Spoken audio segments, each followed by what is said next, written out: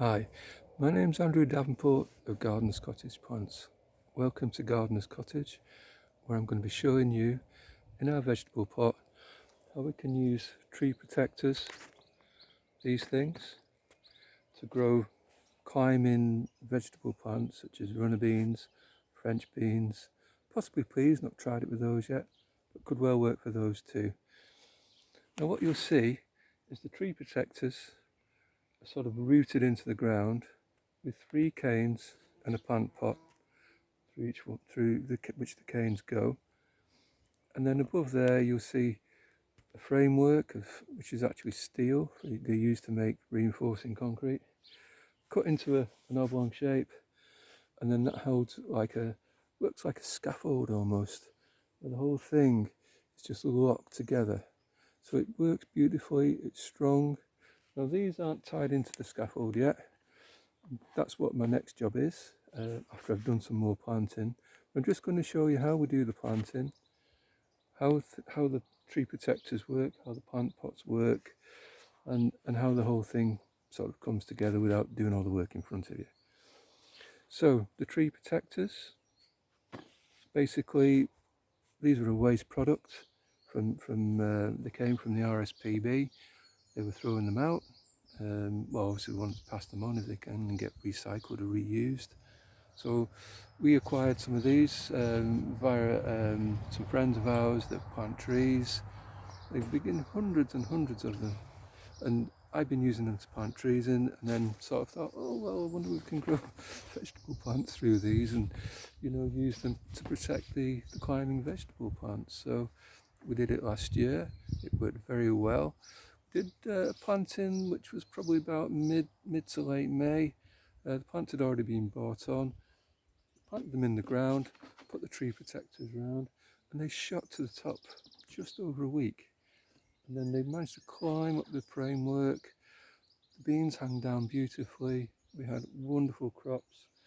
We also planted courgettes around the base there because you've got a free area, so there's no competition around there. There's no leaf, so you've got a nice area where you can sneak a courgette or two in. A bit like the Three Sisters method with the American Indians.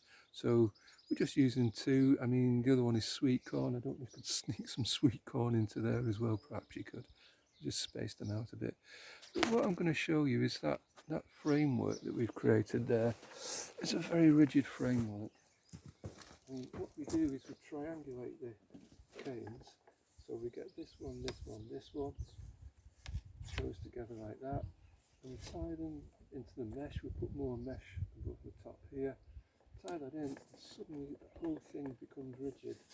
The ones I've done here are very solid. They don't go over in the wind. So it's an easy method. You can reuse the same things every year. Your canes may rot a bit. You can maybe need to renew your canes every 2 or 3 years, but that's good to go, that's good to go, and that's good to go again for many years. So initial investment, if you have to buy these, maybe a couple of quid, but try places like the RSPB where they come off sapling trees and they don't want to reuse these things again for some reason. So good for this though, very good application. So I'm just going to show you how we plant into them. So pull that thing up, and you can just move that up, and you can see there's been a bean plant put in there, and then this just comes down over it, easy enough. Wiggle it into the ground a little bit, and that's your bean ready to go. And then it's all tied in at the top.